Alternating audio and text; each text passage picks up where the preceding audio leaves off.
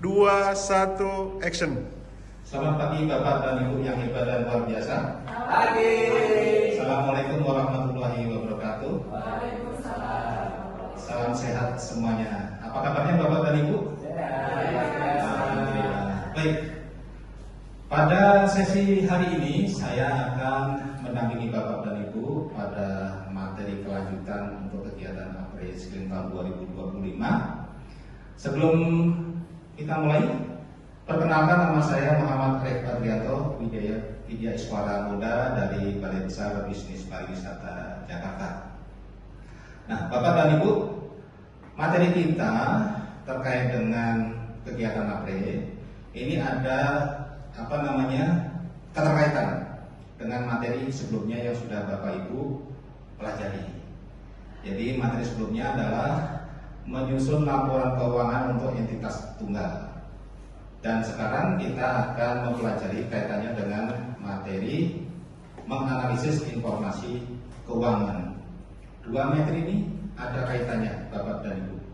Sehingga kalau Bapak dan Ibu nanti tidak ada penguasaan materi sebelumnya, maka barangkali ada sedikit kesulitan ya. Mudah-mudahan tidak ada, harapan kita semuanya begitu. Barangkali sebelum kita mulai Bapak dan Ibu ya, terkait dengan menganalisis informasi keuangan ini, Pak Doni mungkin masih ingat hasil yang diperoleh dari materi sebelumnya kira-kira apa Pak? Oke, kemarin tuh bahas tentang neraca Pak. Laba rugi, apalagi harus kas. Yang terakhir adalah perubahan aktivitas begitu Pak. Baik, masih ada satu lagi yang ketinggalan. Barangkali ada yang menambahkan. Tentang catatan atas laporan keuangan, Pak. Luar biasa. Yang terakhir catatan atas laporan keuangan.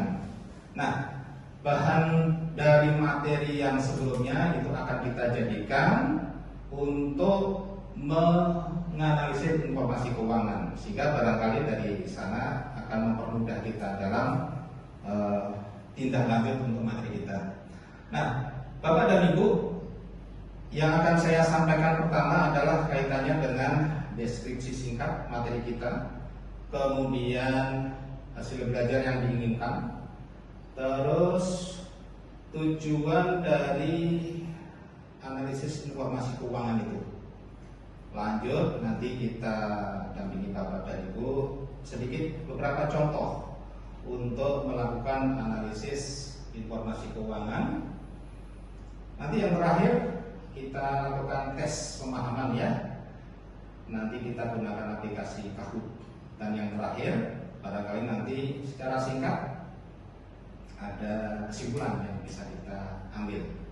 Baik, Bapak dan Ibu, untuk lebih mudahnya saya coba, karena materi ini masih berupa konsep, maka akan kita lakukan metode tanya jawab. Jadi mudah-mudahan dengan metode yang sederhana ini sedikit banyak nanti akan membantu. Karena untuk materi ini ada lebih banyak materi yang nanti akan kita praktekkan. Tapi untuk sesi ini kita gunakan metode ceramah, tanya jawab, dan tes pemahaman saja Bapak dan Ibu.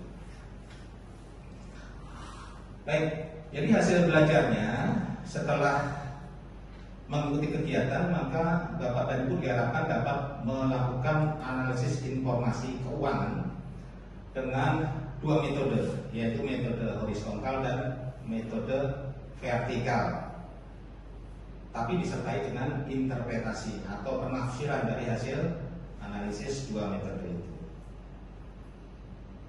Nah, ini indikator hasil belajarnya.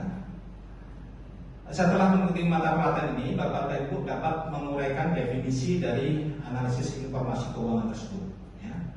Terus bisa menjelaskan tujuan analisis informasi keuangan, menjelaskan bahan untuk melakukan analisis informasi keuangan, kemudian menjelaskan metode informasi keuangan, dan yang terakhir adalah melakukan analisis informasi keuangan.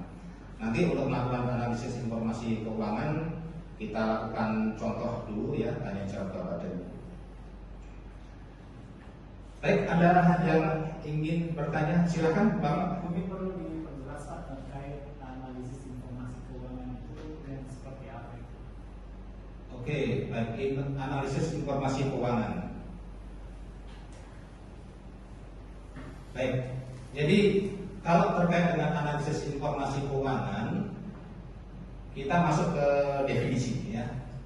Di sini dikatakan melakukan evaluasi kesehatan dan kinerja keuangan suatu bisnis dengan meninjau data keuangannya sehingga membantu manajemen menjalankan bisnis dengan baik. Ini secara umum definisi terkait dengan analisis informasi keuangan seperti ini. Lanjut, ini tujuannya mengapa kita harus melakukan analisis informasi keuangan. Jadi yang pertama, melakukan penilaian kinerja masa lalu yang sudah jalan, kemudian penilaian dari posisi yang sekarang berarti tahun berjalan, dan yang ketiga adalah memprediksi profitabilitas dan pertumbuhan prospek. Ya. Berikutnya memprediksi kebangkrutan dan kegagalan, dan yang terakhir adalah penilaian terhadap efisiensi operasional. Cukup jelas Bapak dan Ibu? Pak, kayaknya perlu diperjelas lagi apa yang dimaksud dengan profitabilitas. Baik, Pak Hairiman bertanya Bapak Ibu, bagaimana sebetulnya yang dimaksud dengan memprediksi profitabilitas terutama ya. Kalau terkait dengan profitabilitas, maka ini terkait dengan apa yang akan dilakukan oleh perusahaan dengan mengandalkan segala sumber dayanya untuk mendapatkan keuntungan atau pendapatan ya. Jadi seperti itu kalau kita katakan memprediksi profitabilitas, bisa menggunakan uang kas, bisa menggunakan aktif lancar yang lainnya atau aktif ya. Lebih jauhnya demikian. Nah, ini tadi yang sudah disampaikan Pak Doni dan Bu Nini ya, bahan-bahan yang akan kita perlukan. Nah, bahan ini kan sudah kita pelajari dan Bapak Ibu dapatkan di materi sebelumnya. Ada laporan posisi keuangan atau neraca, ada laporan laba rugi, ada laporan ekuitas, kemudian ada laporan arus kas, dan yang terakhir adalah catatan atas laporan arus kas. Dan ini Bapak dan Ibu sudah pelajari. Nah, Bapak dan Ibu di dalam melakukan analisis informasi keuangan ya, ini secara umum digunakan beberapa metode. Dua metode yang biasanya digunakan oleh perusahaan ya, itu dikenal dengan analisis horizontal dan analisis vertikal. Coba Bapak Ibu lihat, untuk analisis horizontal itu ada di bagian yang lebih warna merah, sedangkan analisis vertikal itu digunakan atau menggunakan gambar yang backgroundnya warnanya biru. Nah, apa perbedaan analisis horizontal dan analisis vertikal? Di sini dikatakan kalau analisis horizontal itu melakukan analisis dengan membandingkan laporan keuangan beberapa periode. Satu periode itu 1 tahun. Jadi bisa dikatakan kalau beberapa periode berarti misalkan saja 2021 dengan 2022 atau dengan 2023. Intinya lebih dari 1 tahun atau 1 periode. Nah, kalau vertikal itu hanya cukup 1 tahun saja. Tapi yang dibandingkan adalah pos-pos tertentu atau dikatakan akun-akun tertentu. Itu yang membedakan. Ya, cukup jelas ya Bapak dan Ibu. Nah, sedikit untuk lebih bisa menggambarkan bagaimana analisis horizontal dan analisis vertikal itu